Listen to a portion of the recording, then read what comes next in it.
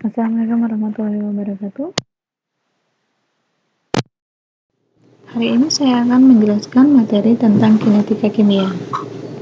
Apa itu kinetika kimia? Kinetika kimia merupakan salah satu ilmu yang mempelajari proses perubahan materi atau mekanisme reaksi. Biasanya lebih kita kenal dengan laju reaksi. Nah, laju reaksi sendiri adalah besarnya perubahan konsentrasi reaktan atau produk dalam satu satuan waktu. Baik, kita langsung masuk ke dalam materinya. Nah, yang pertama yang akan saya bahas adalah faktor yang mempengaruhi laju reaksi. Yang pertama adalah luas permukaan. Di sini saya contohkan ada dua, yang ini luas permukaannya kecil, yang ini luas permukaannya besar. Kenapa yang ini kecil? Kenapa yang ini besar? Jadi seperti ini penjelasannya. Nah, yang ini adalah misalnya nih, kalian melarutkan garam kasar dan garam halus. Mana yang lebih cepat? Tentunya kalau garam kasar dengan halus dilarutkan dalam air, yang lebih cepat adalah garam halus ya. Kenapa? Karena permukaannya sudah kita perbesar. Perbesar itu seperti ini. Nah, jadi ukuran yang kita kecilkan, tapi permukaannya jadi lebih besar. Kenapa lebih besar? Karena gini, kalau yang ini memang bentuknya besar, tapi luas permukaannya kecil. Maksudnya adalah di sini misalnya yang titik merah ini diibaratkan adalah molekul air, yang hijau ini kita ibaratkan adalah garam, maka molekul air yang menempel di sini hanya sedikit ya nih. Tuh masih banyak yang tidak bisa menempel. Nah, makanya yang ini kita sebut permukaannya, luas permukaannya kecil. Sedangkan yang ini kenapa besar? Karena dia kita perkecil, maka di sini molekul air bisa menempel di sini, bisa nempel di molekul yang ini, bisa menempel di molekul ini. Makanya luas permukaan yang ini yang sudah kita kecilkan bentuknya, itu luas permukaannya menjadi lebih besar. Jadi daya tempel air atau molekul airnya menjadi lebih banyak ya. Yang ini luas permukaannya kecil, karena hanya di satu sini saja mereka bisa menempel. Tapi kalau di sini banyak molekul garamnya ya, banyak partikel garamnya, sehingga molekul air bisa nempel di mana saja, bisa di garam yang ini, atau yang ini ya, begitu. Nah, yang kedua adalah konsentrasi reaksi. Konsentrasi reaksi mempengaruhi laju reaksi. Jadi yang ini konsentrasinya kecil, sedangkan yang ini adalah konsentrasinya besar. Kenapa konsentrasi besar ini mempercepat laju reaksi?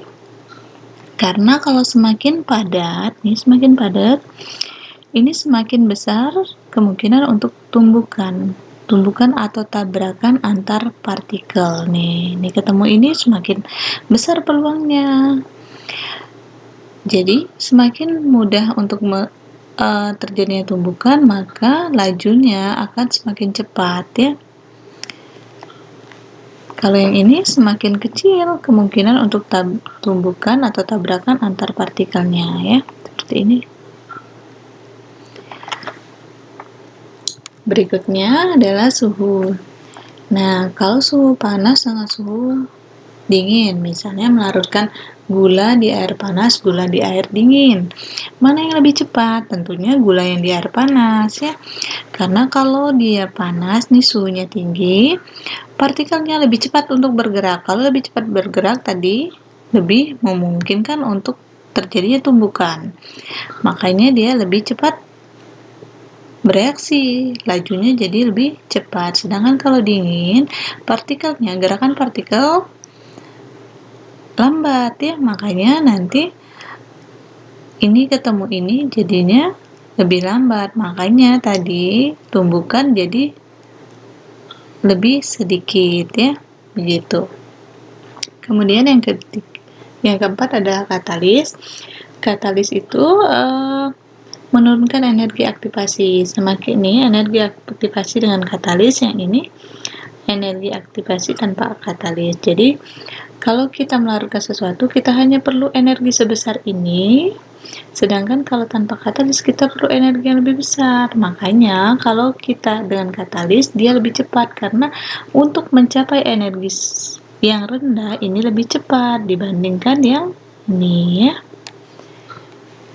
Baik, sekarang kita masuk ke contoh soalnya seperti ini. Nah, ini ada 6 percobaan, 1, 2, 3, 4, 5, 6. Kemudian ini ada di kolom kedua bentuk CaCO3. Jadi ada bentuk, tadi kaitannya adalah ke luas permukaan. Nah, ini ada bentuknya serbuk, butiran, bongkahan. Mana yang lebih besar? Tentunya yang bongkahan, ya. Bongkahan berarti besar. Kemudian kalau saya perkecil, dia jadi butiran. Kemudian kalau saya haluskan lagi, baru dia menjadi serbuk. Jadi yang paling besar adalah bongkahan, lebih kecil lagi butiran, kemudian yang paling kecil lagi adalah serbuk. Kemudian konsentrasi, berarti ini yang mempengaruhi kedua, faktor kedua adalah yang dipengaruhi konsentrasi. Ada 0,2, ada 0,2, kemudian ada yang 0,4, ya. Kemudian suhunya ada yang 25, 25, 25, 25, dan 35, ya. Kemudian katalis, ada yang menggunakan katalis, ada yang tanpa katalis. Kemudian waktu reaksi, ini sebenarnya menunjukkan laju reaksinya. Semakin cepat waktu reaksi, berarti laju reaksinya semakin cepat, ya. Nih, kalau saya ngelarutin gula dalam air panas, itu waktunya cuma 5 menit. Tapi kalau saya ngelarutin gula dalam air dingin, saya butuh waktu 10 menit. Berarti laju reaksi gula pada air panas itu lebih cepat, ya, karena waktu yang diperlukannya lebih cepat. Nah, jadi waktu ini akan berkaitan dengan laju reaksi, ya, berbanding lurus, ya. Baik, sekarang pertanyaannya adalah tentukan percobaan yang dipengaruhi oleh luas permukaan, berarti bentuknya, kemudian konsentrasi, berarti konsentrasi ini, kemudian suhu, lalu katalis. Sekarang kita lihat satu-satu. Yang dipengaruhi oleh luas permukaan.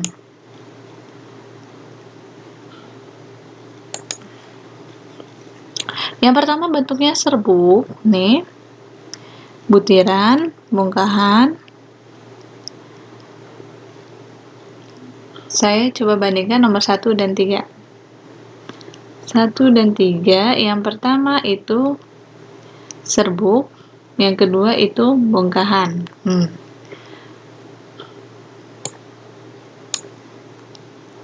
Serbuk dan bongkahan, ya.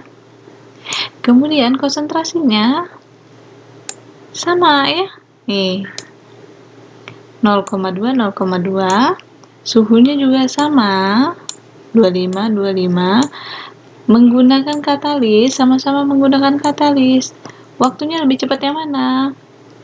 Yang ini, ya, lebih cepat, ya. Kenapa? Karena dia tadi bentuknya itu adalah serbuk. Maka yang dipengaruhi oleh luas permukaan adalah yang percobaan 1 dan 3, ya. Begitu.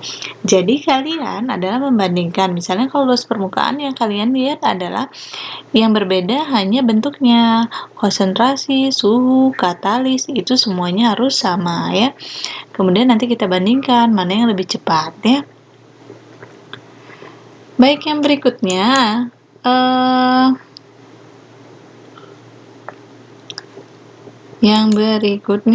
konsentrasi ini, konsentrasi ini ada 0,2, 0,2, 0,2, 0,4. Nah, jadi yang berbeda hanya yang ini, yang lainnya sama. Berarti kita cari nanti yang pembandingnya dengan yang lainnya. Nih, perhatikan. Yang 0,4 ini bentuknya butiran. Nah, yang berbeda kalau dikonsentrasi berarti harus konsentrasinya saja. Tapi bentuknya sama. Berarti saya mau bandingkan butiran dengan butiran. Nah, 4 dan 5 misalnya nih, 4 dan 5. 4 dan 5 bentuknya butiran-butiran, konsentrasinya beda, 0,4 dan 0,2. Tapi suhunya juga berbeda, ya. Kemudian katalisnya juga berbeda ya. Saya mau bandingkan lagi, berarti yang 4 dan 5 tidak bisa saya bandingkan ya, karena memang sudah berbeda, bukan hanya konsentrasi tapi suhunya juga berbeda. Sekarang saya mau membandingkan adalah 4 dan 2 ya. 4 dan 2. Nah, 4 dan 2 butiran-butiran bentuknya sama, butiran, tapi yang berbeda adalah konsentrasinya 0,2 dan 0,4 ya. Kemudian suhunya saya bandingkan, suhunya sama. Nih, perhatikan sama-sama 25 derajat Celcius. Kemudian sama-sama menggunakan katalis. Kemudian perhatikan mana yang lebih cepat, yang 0,4 atau 0,2? Yang 0,4 ya. Jadi jelas ya, yang ini dipengaruhi oleh konsentrasi. Nah, sekarang tugas kalian adalah mencari yang dipengaruhi suhu dan yang dipengaruhi oleh katalis. Jadi, kalau yang dipengaruhi suhu, berarti yang kalian lihat adalah yang suhunya berbeda ya. Konsentrasi, bentuk, sama katalis itu harus sama ya. Jadi, benar-benar dia dipengaruhi oleh suhu ya. Baik, silakan dipahami. Saya akan lanjut ke yang berikutnya.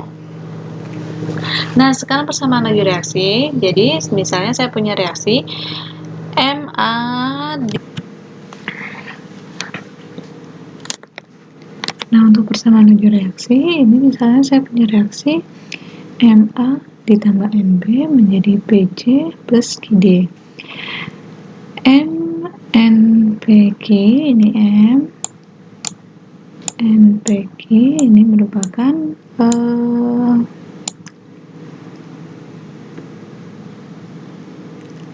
ini bukan order reaksi, tapi ini adalah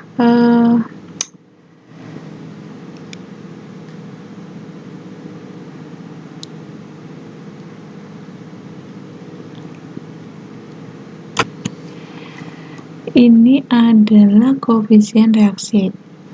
Nah, sekarang untuk persamaan lajunya itu adalah V sama dengan K, A pangkat X, B pangkat Y. X dan Y ini bukan koefisien reaksi, tapi dia adalah order reaksi. Nanti kita bahas. Kemudian K itu apa? K itu adalah tetapan reaksi. Harga K itu tergantung pada cepat lambatnya suatu reaksi berlangsung. Saya akan bahas di sini. Nah, sebelum kita bahas, di sini ada order reaksi. Order reaksi ini yang menyatakan pengaruh konsentrasi terhadap laju reaksi. Yang pertama adalah order 0. Kalau misalnya konsentrasi tidak mempengaruhi laju reaksi. Jadi berapapun jumlah konsentrasi yang ditambahkan, lajunya tetap sama. Berarti konsentrasi tidak akan mempengaruhi laju ya. Kemudian order 1 jika perubahan konsentrasi berbanding lurus dengan laju reaksi ya. Jadi kalau misalnya saya tambahkan 1 di sini nanti ada peningkatan 1, kemudian saya tambahkan 2, nanti dia ada peningkatan 2 ya, begitu. Kemudian untuk order 2 jika laju reaksi merupakan pangkat 2 dari konsentrasi. Jadi misalnya saya tambahkan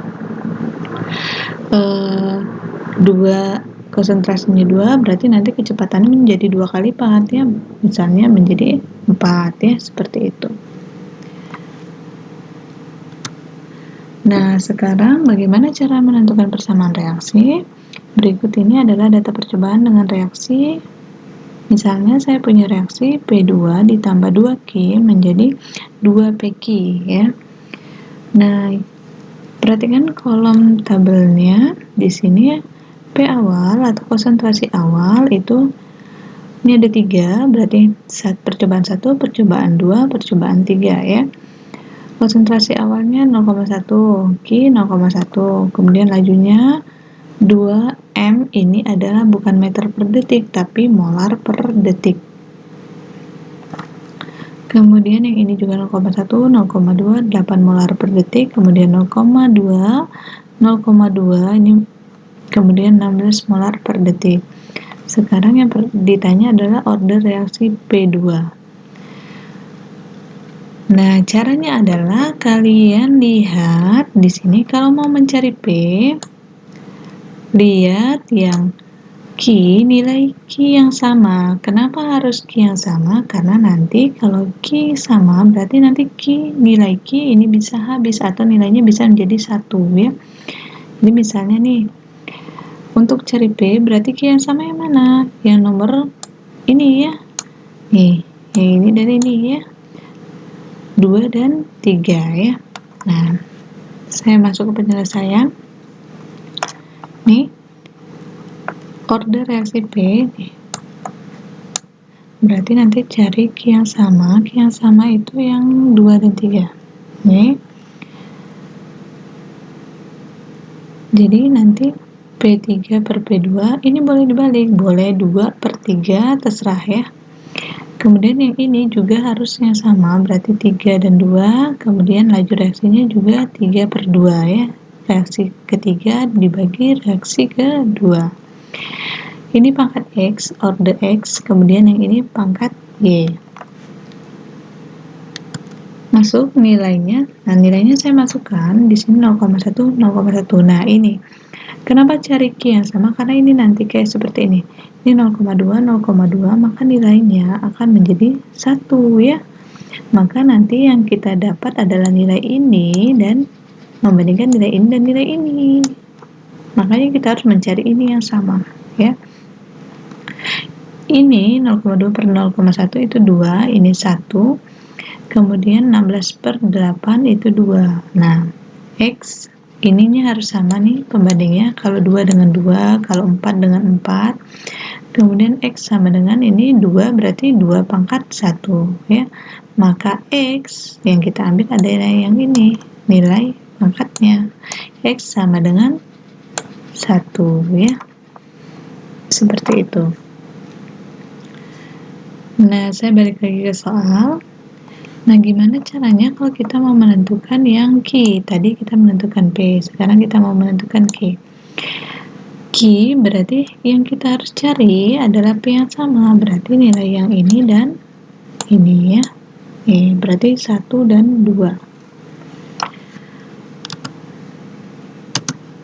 Nah, nilainya seperti ini. Karena kita cari P yang sama, berarti ini nilainya habis. Nilainya 1. Kemudian yang kita bandingkan ada yang ini dan yang ini saja. Nih, 8 per 2 itu adalah 4. 4 itu karena ini 2, maka saya buat ini menjadi 2 juga. Berarti tadi 8 per 2 adalah 4, berarti 2 pangkat 2. Maka nanti dapat Y sama dengan 2. Ya, seperti itu.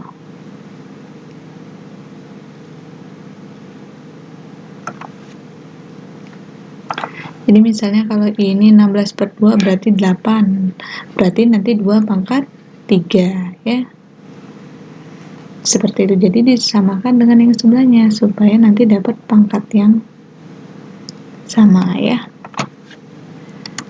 Lalu ini udah dapat ordernya, order X sama dengan 1, order Y sama dengan 2. Nah, order X itu tadi P, order Y itu adalah Q. Maka nanti order P sama dengan 1, order Q sama dengan 2. Kalau ditanya order total berarti penjumlahan. Berarti nanti ditambahkan ada order P ditambah dengan order Q. Dapatnya adalah 3 ya. Kemudian kalau kita ditanya persamaan reaksi, maka kita masukkan. Tadi rumus persamaan reaksi adalah V sama dengan K dikali konsentrasi reaktan. Nah, di sini K dikali P pangkat 1 dari mana? Dari order sini. Ini udah per 1. Kemudian Q pangkat 2 dari sini ya. Jadi nanti dapat persamaan reaksinya V sama dengan K P pangkat 1 dikali Q pangkat 2. Lalu, nah ini ada percobaan lagi.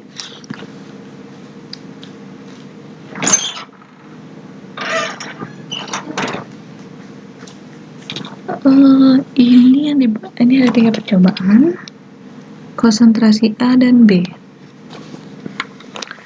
Nah, kemudian pembandingnya, kalau tadi pembandingnya adalah laju, sekarang perhatikan, jangan terkecoh, ini pembandingnya adalah waktu.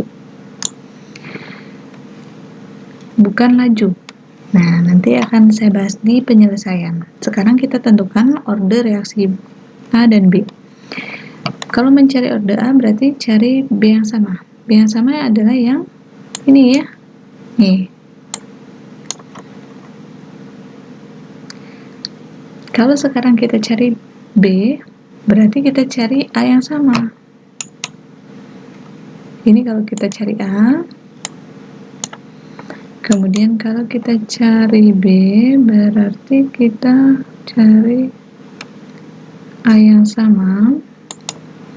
A yang sama adalah yang di percobaan 1 dan 2, itu untuk cari B ya.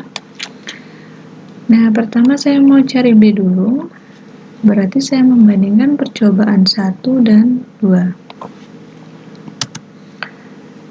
Ini perhatikan 1 dan 2. V1 V2 per V2 sama dengan A1 per A2 dikali B1 kali B2 ya. Ini perhatikan. Nah, V itu rumusnya setara dengan ini, seperti. Jadi kalau yang diketahui T, maka kita harus cari sepertinya. V sama dengan seperti.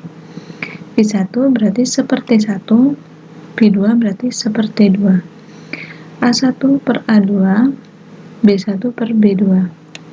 Nih, saya masukin nilainya. T1 4, berarti seperempat. Kemudian T2 adalah 16, berarti seper-16. Kemudian A-nya yang sama, berarti 0,4 per 0,4 nih, perhatikan. Ini nilainya habis, jadi kita tinggal membandingkan adalah yang ini dan ini. Nih, yang saya cari adalah order B ya, Y ya. 16 per 4, ini dapat dari sini. Kemudian 2 per 1, berarti nanti 16 per 4 adalah 4. Ini hasilnya 2, maka 4 sama dengan 2 pangkat 2. Maka Y nanti akan terdapat sama dengan 2 ya. Silakan tentukan kembali cari reaksi order reaksi A ya. Kemudian kalau sudah dapat, silakan masukkan ordernya ke persamaan reaksi untuk mencari nilai K. Nah, untuk menentukan nilai K, nih, misalnya nih, tadi kalian sudah mencari order B, kemudian kalian cari order A. Nih, misalnya nanti yang didapat adalah V sama dengan KA pangkat 1 dikali B pangkat 2. Ini dapatnya dari order reaksi pangkat-pangkat ini.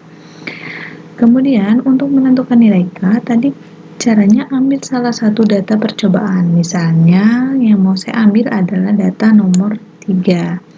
Kenapa nomor 3? Boleh tidak nomor 1? Boleh. Tapi kenapa saya ambil nomor 3? Karena nilainya ini kecil ya, jadi lebih mudah kita masukinnya ya.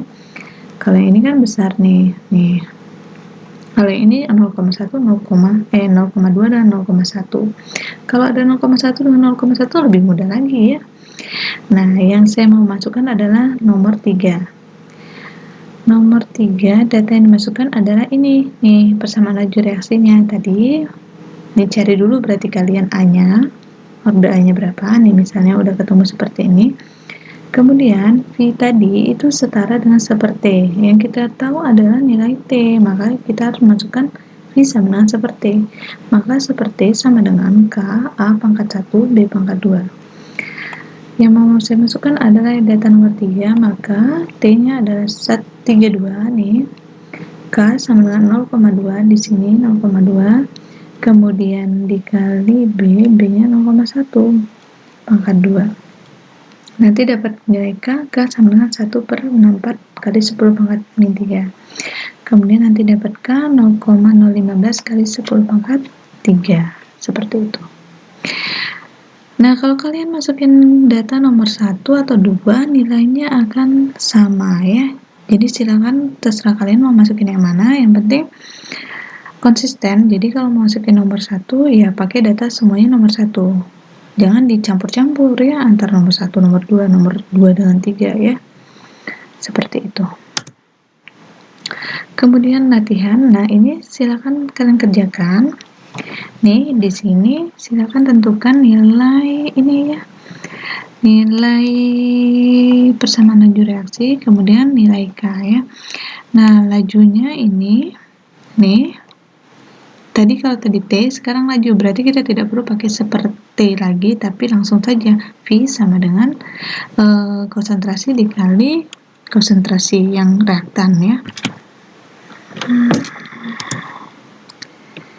Nah, kemudian hubungan laju reaksi, suhu, dan waktu. Nah, tadi udah dijelasin, sekarang kita akan bahas secara matematisnya.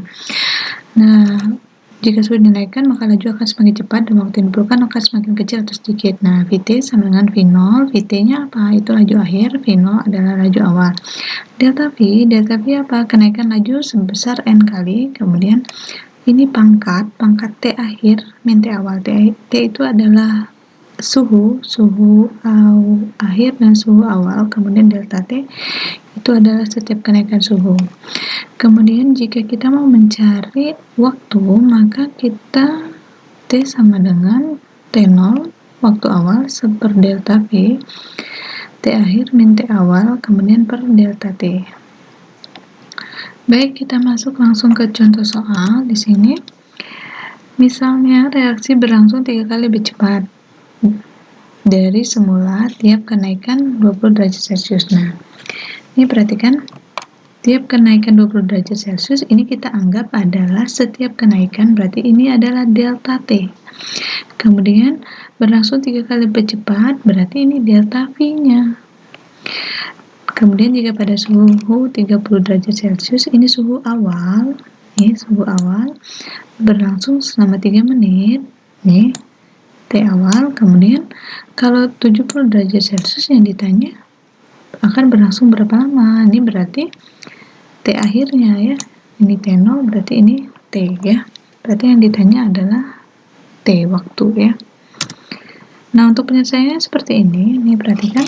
Kalau kita udah ketemu tadi yang diketahuinya, kita tinggal masukin T sama dengan T0, waktu awalnya 3 menit, kemudian seper delta V, tadi udah ketemu ini, masukin nilainya, kemudian nanti dapat T sama dengan 3 dikali sepertiga pangkat 2. Sepertiga pangkat 2 adalah 9 ya, berarti nanti kita dapat 3 per kali 1/9, maka dapat nanti ya sepertiga menit. Berarti kalau 70 derajat Celcius suhunya kita naikkan, berarti dia hanya butuh waktu sepertiga menit. Kalau 30 derajat tadi 3 menit, kalau 70 suhunya naik, yang kita butuhkan lebih cepat lagi, hanya sepertiga menit. Sepertiga menit itu berarti 20 detik ya. 1 menit kan 60 detik ya. Seperti itu. Nah, ini adalah latihannya. Laju reaksi berlangsung 3 kali lebih cepat, berarti ini delta V. Ini berarti delta V. Kemudian setiap kenaikan suhu 30 derajat Celcius, berarti ini delta T. Pada suhu 40, ini adalah T awal. Lajunya, nih, V0. Kemudian kalau yang ini adalah T akhir, berarti yang ditanya adalah Vt ya, V akhir ya. Baik, demikianlah penjelasan materi kinetika dari saya. Semoga bisa bermanfaat bagi kita semua. Terima kasih atas perhatiannya. Tetap semangat dan jaga kesehatan. Wabillahi taufiq wal hidayah. Wassalamualaikum warahmatullahi wabarakatuh.